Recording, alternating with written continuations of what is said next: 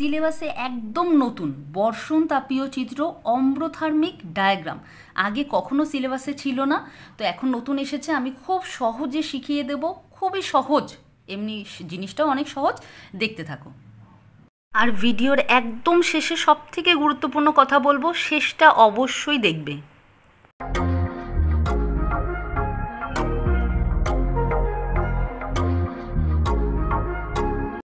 দেখো, তোমাদের পরীক্ষার সময় এরকম একটি প্রশ্ন থাকবে এবং নিচে এইরকম একটা চার্ট দিয়ে দেবে, এইটুকু। নিচের সারণীতে কোনো এক স্থানে বিভিন্ন মাসে বৃষ্টিপাত ও উষ্ণতার পরিমাণ দেওয়া আছে। উপযুক্ত স্কেল অনুসারে বর্ষণ তাপীয় চিত্র আঁকো ও স্থানটির শুষ্ক ও আর্দ্র পর্যায়কাল নির্দেশ করো। মানে এইখানে একটা ক্যালকুলেশন করতে হবে, ছোট্ট ক্যালকুলেশন, এবং একটা ড্রয়িং করতে হবে গ্রাফ পেজে। পুরোটাই আমি শিখিয়ে দেবো। এইবার যেটা বলার সেটা হচ্ছে, এখানে দুটো জিনিস খেয়াল করবে। বর্ষণ আর তাপ, মানে বৃষ্টি আর তাপ। প্রথমে কী আছে, বৃষ্টির কথাটা। সেই কারণে পরীক্ষার সময় এটা বৃষ্টি হবে আগে, উষ্ণতা হবে পরে। অনেক বইতে আমি দেখেছি আগে উষ্ণতা দিয়ে দিয়েছে পরে বৃষ্টিপাত, সেটা কিন্তু হবে না। নাম অনুযায়ী এটা আগে বৃষ্টিপাত পরে উষ্ণতা হবে। এবং পরীক্ষার সময় তুমি নিজেও খেয়াল করবে প্রশ্নে যে কোনটা আগে আছে, সেই অনুযায়ী কাজ করবে। বৃষ্টিপাতটাই আগে থাকার কথা। এবার দেখো, তোমরা যেমন সরল স্তম্ভচিত্র যেমন করো ঠিক সেই রকমই, বা রেখাচিত্র যেমন করো ঠিক সেই রকমই, একদম সোজা। এই যে বক্স ছিল, এই বক্স দেখে দেখে প্রথমে একটা বক্স আমাদের বানাতে হবে। এবং এখানে আমি যে জিনিসগুলো লিখেছি এগুলো কিন্তু ওপরের বক্স থেকেই জাস্ট টুকে দিয়েছি, আমি নিজে কিচ্ছু করিনি। দেখো, প্রথমে মাস ছিল, পরপর মাস লিখেছি এখানে। তারপরে বৃষ্টিপাত ছিল, বৃষ্টিপাতটা পরপর লিখেছি। এবং তারপরে একটা বক্স ফাঁকা রেখেছি এই পাশে, এইটুকু, এই যেইটুকু লেখাটা, এটা মুখস্থ করে রাখবে, এটা সব সময় এটাই হবে। এবং তারপরে দেখো উষ্ণতা লিখেছি, যেটা এখান থেকে একদম দেখে লেখার সময় খেয়াল করে ঠিক করে লিখবে। এবং তারপরে আবার স্কেল ধরতে হবে, এইটুকু কাজ, আর কোনো কিছু না। আর একটা সূত্র মনে রাখতে হবে। দেখো, এরকম সোজা সূত্র কোথায় পাবে, 2r = t। তার মানে 2r, আর মানে রেইনফল, বৃষ্টিপাত। হ্যাঁ, বৃষ্টিপাত, আর টি মানে উষ্ণতা। তার মানে সব সময় যে স্কেল ধরার ক্ষেত্রে, এটা স্কেল ধরার ক্ষেত্রে আমাদের কাজে লাগবে। স্কেল যে ধরবো আঁকার সময় সেইটা, এমনকি এই যে এই বক্সগুলো যে করব, এইগুলো যে ভ্যালু বসাবো, মান বসাবো, সেইগুলোর জন্য এটা লাগবে। কি এর মানে? এর মানে হলো 2r, মানে বৃষ্টিপাতের পরিমাণটা বা স্কেলটা সবসময় দ্বিগুণ ধরতে হবে।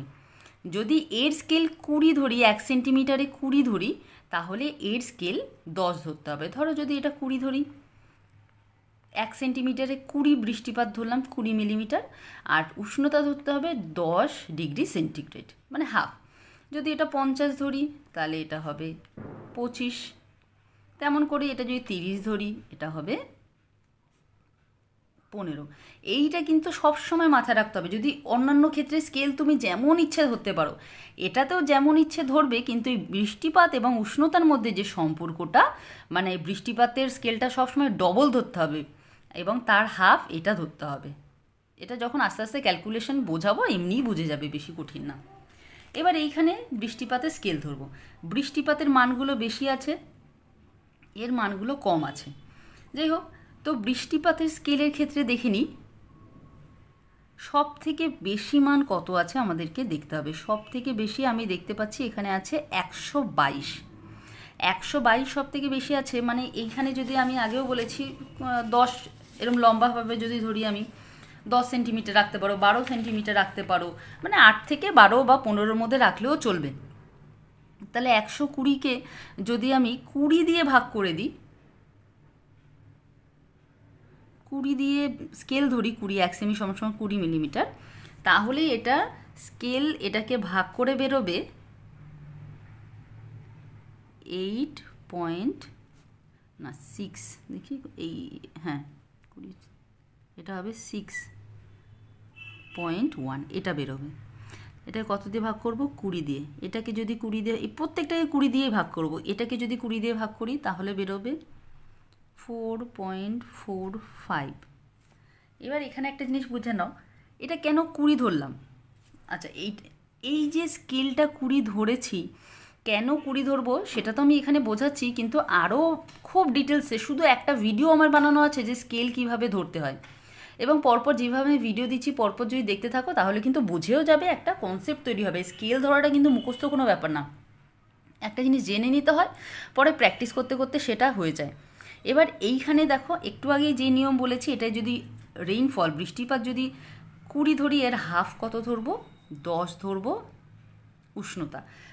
তাহলে এইগুলোকে কত দিয়ে ভাগ করবো? 10। 10 দিয়ে ভাগ করলে তো খুবই সোজা, এগুলো লিখতে হবে না, জাস্ট আমি তোমাদের বোঝানোর জন্য করে দিচ্ছি। তো এটা 20 দিয়ে ভাগ করলাম, পরপর 20 দিয়ে ভাগ করতে থাকি। 4.45 তোমরা মুখে মুখেও করতে পারো কিংবা ক্যালকুলেটারেও করতে পারো। এটা হবে 2.15।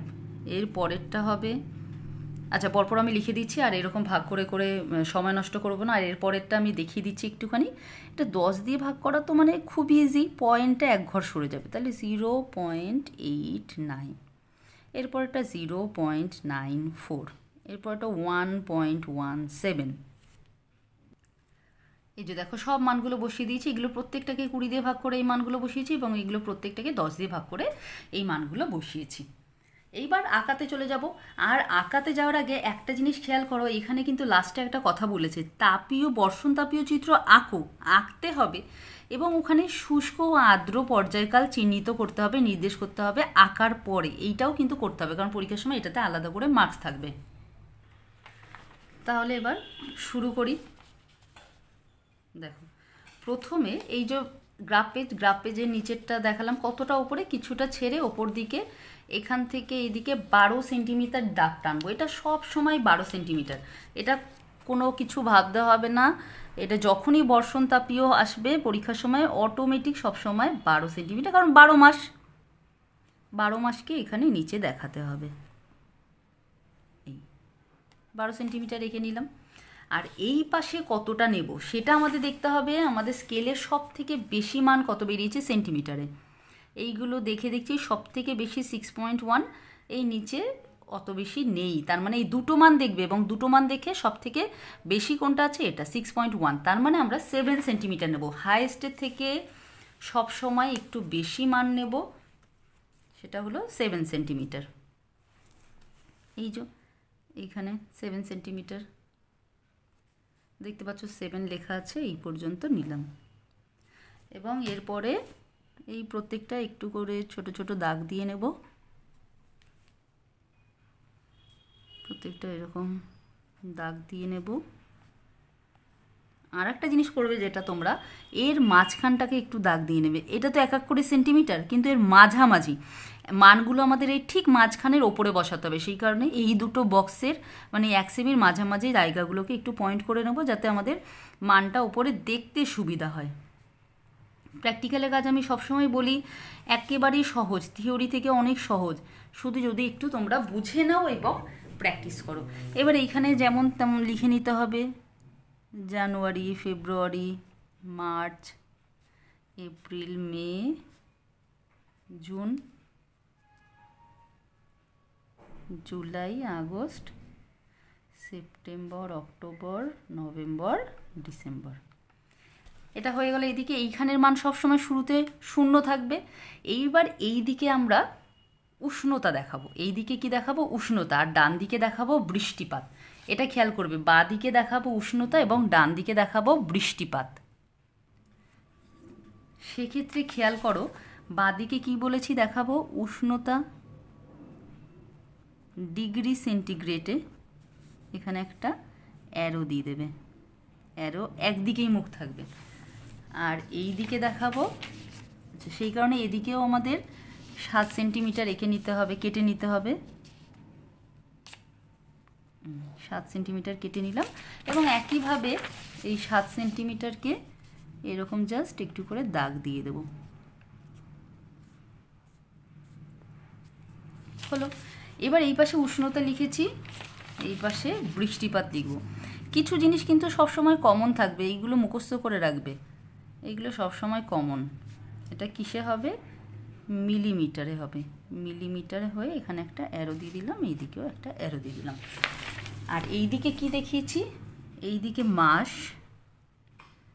এর দুদিকেই অ্যারো দেবে, মুখটা দুদিকেই থাকবে। এবার উষ্ণতার মানটা লিখতে হবে। উষ্ণতার মান কিভাবে লিখব? এইখানে মান লিখতে হবে কিছু, প্রথমটা 0 দিয়ে দিয়েছি, এই পাশেও 0 দেব। দেখি উষ্ণতা স্কেল কি ধরেছি। উষ্ণতা এটা খেয়াল করবে আগে বৃষ্টিপাত আছে, বৃষ্টিপাত করে দেবে না কিন্তু। উষ্ণতা স্কেল কত ধরেছি? 1 সেমিতে 10 ডিগ্রি সেন্টিগ্রেড, সেই কারণে 1 সেমি এইটুকু, এখান থেকে এইটুকু 1 সেমি, তাই এখানে পরপর 10, 20, 30, 40, 50, 60, 70। আর বৃষ্টিপাত কত ধরেছিলাম? 1 সেমিতে 20, তার মানে এক এক ঘর করে 20 করে বাড়বে। তাহলে এটা 20, 40, 60, 80। দেখবে হট করে এইগুলো সাজিয়ে নিলেই হট করে দেখবে শেষ হয়ে যাবে, মানে আঁকাটা শেষের দিকে খুব স্পিডে হয়ে যাবে। এইটুকু হলো।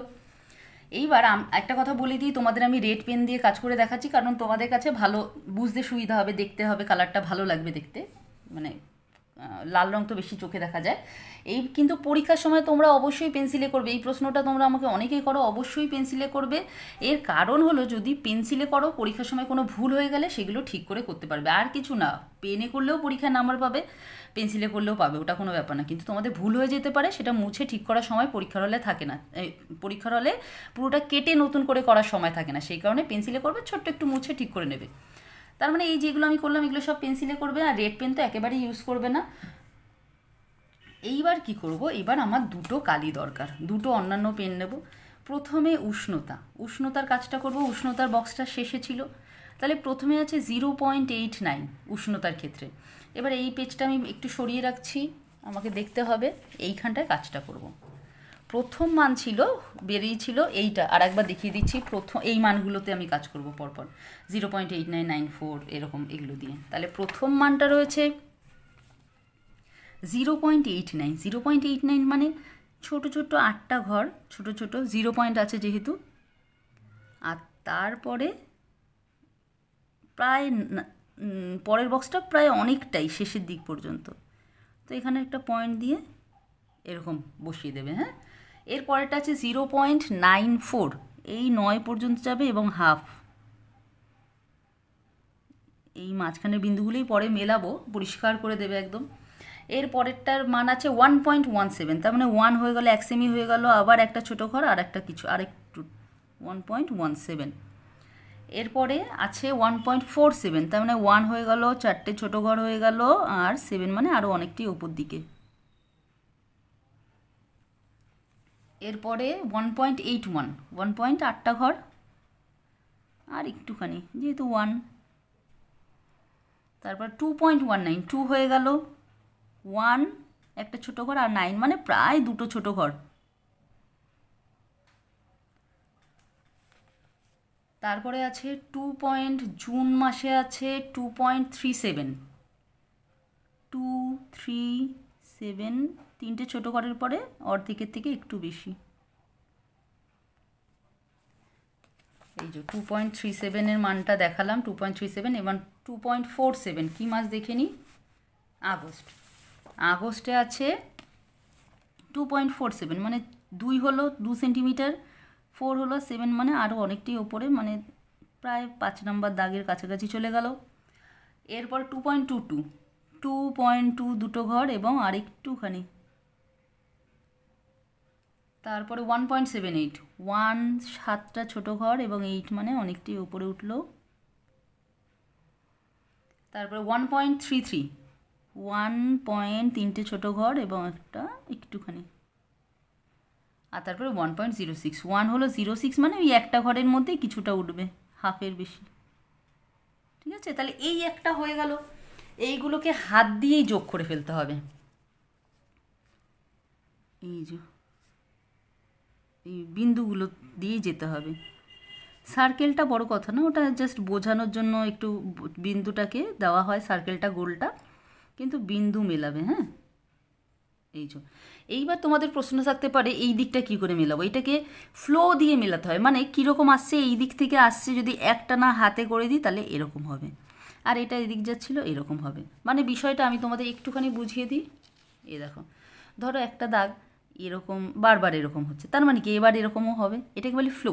তেমনই যদি কোনো রেখা এরকম থেকে এরম আসছে, মানে এটা নিচের দিকে যাবে, এটা উপর দিকে, তো সেই রকম অনুযায়ী এইগুলোকে মেলাতে হয়, যেমন করে আসছিল সেই অনুযায়ী টেনে দেওয়া।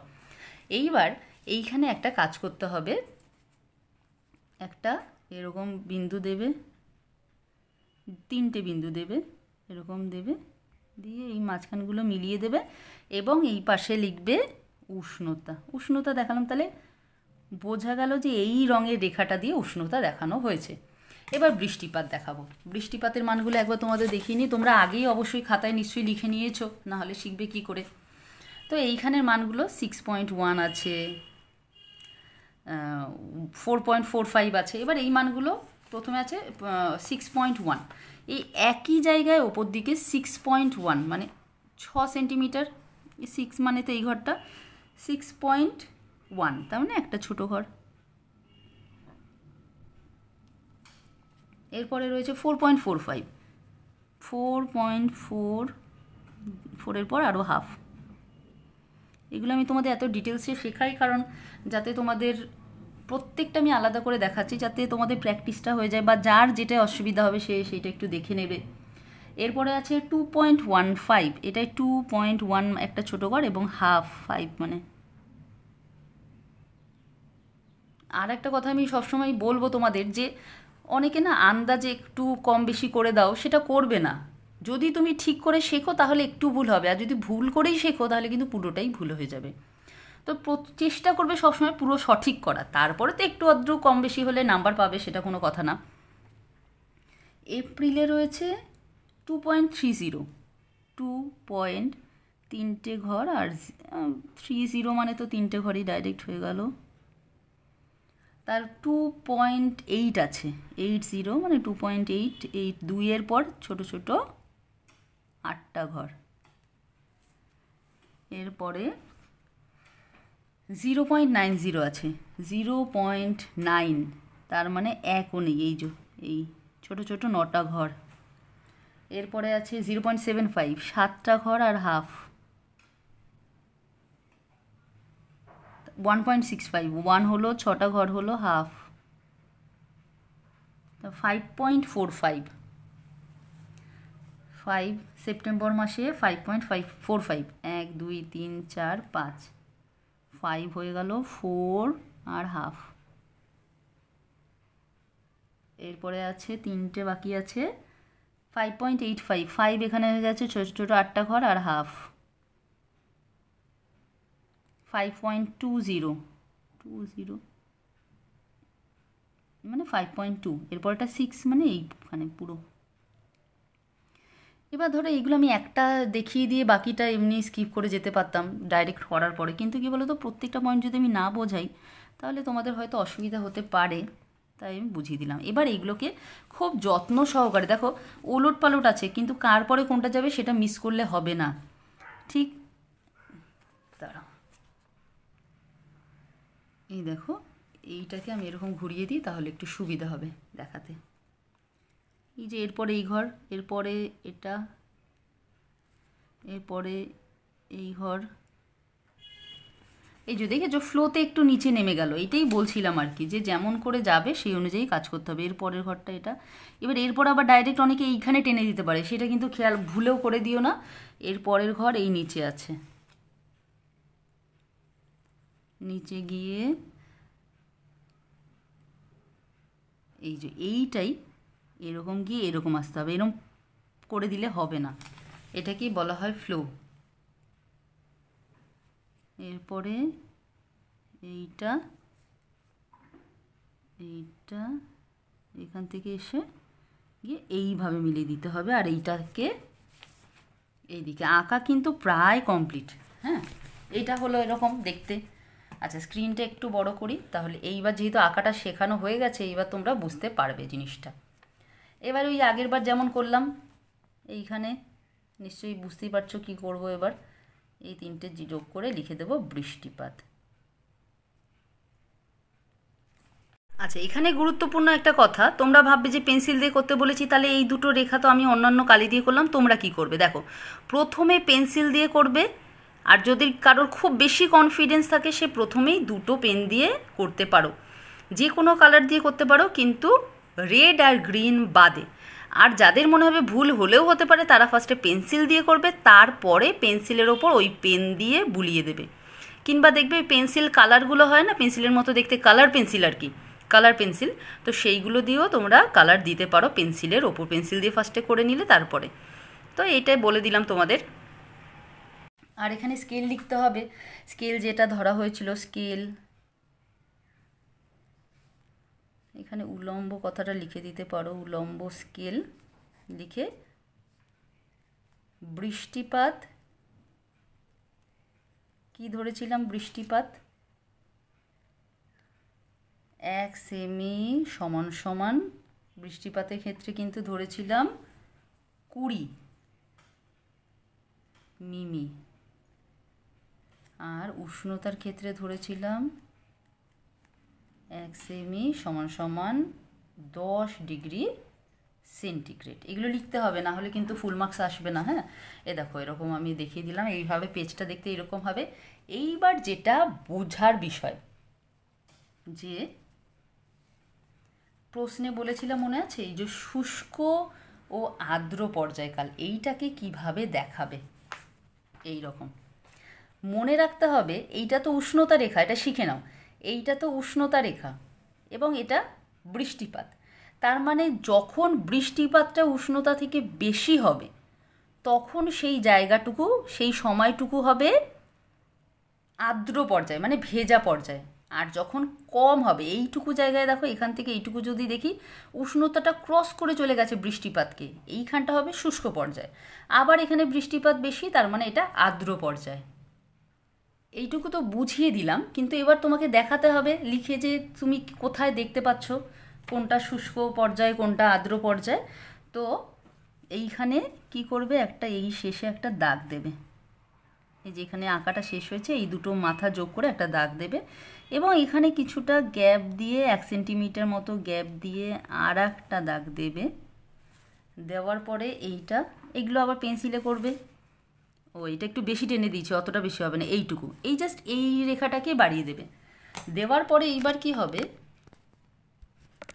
দেখো, দাগটা বাড়িয়ে দিলে এইবার এই যে পয়েন্টটা ক্রস করেছে, এই পয়েন্টটা আর এই পয়েন্টটা, এটা বিভিন্ন আঁকাতে বিভিন্ন জায়গায় ক্রস করবে। তো এইখান থেকে তুমি এই বরাবর একটা পুরো দাগ টেনে দেবে উপরে, এই পুরো নিচ পর্যন্তই টেনে দাও, তা একটা দাগ হলো। এবং এই পয়েন্ট বড় বড় এখানে একটা সোজা করে দাগ টেনে দেবে, দাগ টানা হয়ে গেল। এবার দেখো ওপরে লেখার জন্য একটু জায়গা তৈরি হয়েছে।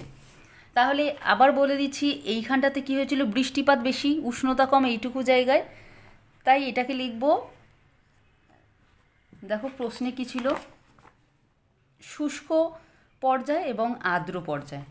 তাহলে এইটুকু লিখব বৃষ্টিপাত বেশি, তাই এখানে লিখব আর্দ্র পর্যায়। এটাই বৃষ্টিপাত কমে গেছে, তাই এটা শুষ্ক পর্যায়।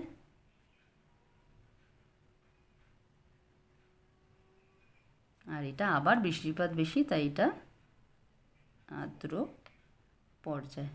হয়ে গেল, একদম আঁকা একদম কমপ্লিট। এবার হেডিং লিখব। দেখো এটা আঁকাটা ভালো করে দেখো, এইবার হেডিং লিখব। হেডিং তো আগেই ছিল, এই যে দেখো এখানে লেখাই আছে, বর্ষণ তাপীয় চিত্র। বর্ষণ তাপীয় চিত্র। পরীক্ষার সময়ে পুরো ইংলিশটাকেও বাংলা করে দিয়ে দিতে পারে, দেখা গেল অম্লথার্মিক লিখে দিল, তখন যেই প্রশ্ন অনুযায়ী হেডিং করবে। আর নিচে কি করবে, এখানটা সবসময় এই লেখাটাই হবে, শুষ্ক ও আর্দ্র পর্যায় উপস্থাপন। কমপ্লিট, একদম একটু দাগ দিয়ে দেবে নিচে, ব্যাস। তাহলে হেডিং লিখতে হবে, এই ওপরের জিনিসগুলো লিখতে হবে, অবশ্যই এটা একটা 1 মার্কস থাকবে এই জিনিসগুলো লেখার জন্য, কারণ তুমি বুঝতে পারছো কি না। এবার ধরো এইখানটা এইভাবে ক্রস করেছে, আগে পরে হতে পারে, ধরো দুটো শুষ্ক পর্যায়ে মাঝখানে আর্দ্র পর্যায়ে, অনেক রকম হতে পারে। দুটো জিনিস দেখতে হবে যে এরা কোথায় ক্রস করলো দুটো রেখা, আর যেখানে যেখানে ক্রস করে গেল তার আশেপাশে মানে জায়গাগুলোতে কে ওপরে আছে। যদি বৃষ্টিপাত ওপরে থাকে তাহলে আর্দ্র পর্যায়, আর যদি উষ্ণতা নিচে থাকে, বৃষ্টিপাত যদি নিচে থাকে তাহলে হয়ে যাবে শুষ্ক পর্যায়। এটা খুবই সহজ বোঝার জন্য। তাহলে এই হয়ে গেল সম্পূর্ণ অম্লথার্মিক ডায়াগ্রাম শিখিয়ে দিলাম, আশা করি তোমরা বুঝতে পেরেছো। খুবই সোজা, একটু যদি ভালো করে বুঝে নাও। আর একটা কথা, যে এই ভিডিওগুলো বানাতে অনেকটাই সময় লাগে। তোমাদের যদি ভালো লেগে থাকে ভিডিও, অবশ্যই ভিডিও লাইক করো, বন্ধুদের সাথে একটু শেয়ার করো, তাহলে আমিও কিন্তু ইন্সপিরেশন পাবো, আরও অনেক ভিডিও বানাতে হবে। তোমাদের ভালো লাগলে তোমরা আমাকে কমেন্ট করে জানালে আমারও কিন্তু ভালো লাগবে, আমিও কিন্তু বেশ বেশি ভিডিও বানাতে শুরু করব। যদিও আমি তোমাদের সব সিলেবাস কভার করবো, তবুও আমার একটু আনন্দ হবে। তো এটাই বলবো যে প্রত্যেকটা সিলেবাস অনুযায়ী কিন্তু আমি অধ্যায় অনুযায়ী দিচ্ছি ভিডিও, থিওরির ভিডিও আমি বুঝিয়ে দিই, নোটও দেব। তোমরা আমার চ্যানেলে প্লেলিস্টে সব দেখতে পাবে। তাহলে আজকের জন্য এখানেই শেষ করছি। খুব তাড়াতাড়ি তোমাদের প্রয়োজনীয় আরও অনেক ভিডিও নিয়ে আসতে চলেছি।